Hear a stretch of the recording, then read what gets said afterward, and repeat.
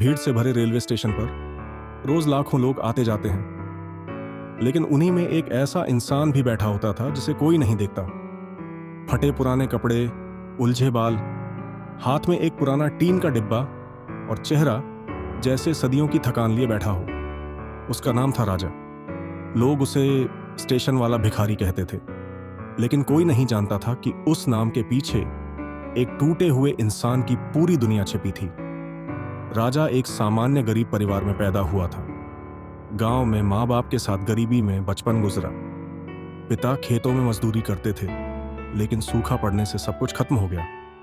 माँ भी एक बीमारी में चल बसी।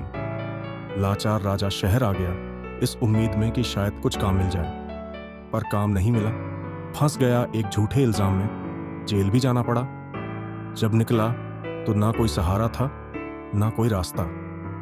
हार कर एक दिन रेलवे स्टेशन के कोने में बैठ गया और यहीं से उसकी नई जिंदगी शुरू हुई। एक दिन एक कॉलेज का लड़का स्टेशन पर बैठा किसी किताब में खोया हुआ था। राजा की नजर किताब पर पड़ी, इग्नाइटेड माइंड्स। उसने हिम्मत कर उस लड़के से किताब मांगी। लड़का मुस्कुराया और किताब उसे दे दी। उस रात राजा ने स्ट्रीट लाइट के नीचे बैठकर पूरी किताब पढ़ी। दौड़े पीजे। अब्दुल कलाम के शब्दों ने जैसे उसकी सोई हुई आत्मा को झकझोर दिया। पहली बार उसने खुद से पूछा, क्या भीख मांगना ही उसकी किस्मत है? अगली सुबह राजा ने फैसला किया, आज से कोई भीख नहीं। उसने खुद को साफ किया, बाल काटे और चाय की दुकान पर जाकर पूछा, भैया तो बर्तन धो दूं, कुछ काम दे दो, बस खाना मिल जाए। चाय वाला हैरान हुआ, लेकिन मान गया। राजा ने खुद को काम में झोंक दिया। वह स्टेशन पर आने वाले यात्रियों की मदद करने लगा।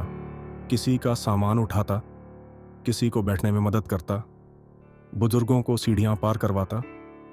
धीरे धीरे लोगों ने उसे नोटिस करना शुरू किया और कुछ ने सराहना भी की। एक दिन उसने देखा कि कुछ बच्चे एक युवक के मोबाइल पर कुछ देख रहे हैं। वो एक ऑनलाइन क्लास थी जिसमें गणित और अंग्रेजी सिखाई जा रही थी। राजा को कुछ शब्द समझ में आए और वो युवक के पास गया। बोला, क्या मैं भी सीख सकता हूं?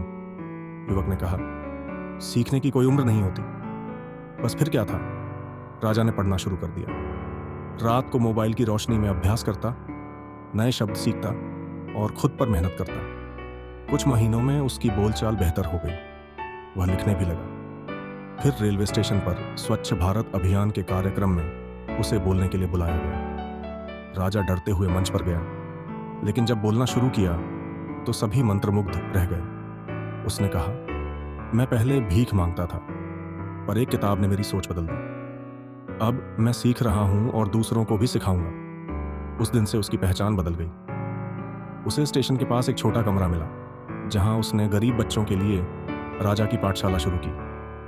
अब वह खुद पढ़ता भी था और बच्चों को पढ़ाता भी। उसने 10वीं और फिर 12वीं की परीक्षा पास की। राजा अब रेलवे स्टेशन का भिखारी नहीं, बल्कि रेलवे टीचर बन चुका था। अब जब कोई नई ट्रेन स्टेशन पर आती है तो लोग उसे बच्चों को पढ़ाते हुए देखते हैं। उसका चेहरा अब थका हुआ नहीं, बल्कि आत्मविश्वास से भरा होता है। एक दिन एक यात्री ने पूछा, आपको यह बदलाव कैसे आया? राजा मुस्कुराया और बोला, मैंने सिर्फ अपनी सोच बदली, और सोच बदलते ही जिंदगी बदल गई। पटरियां वहीं थीं, बस दिशा बदल गई। राजा की कहानी बताती है कि जिंदगी कितनी भी टूटी फूटी क्यों ना हो, अगर सोच बदल जाए तो हर इंसान अपनी नई शुरुआत कर सकता है।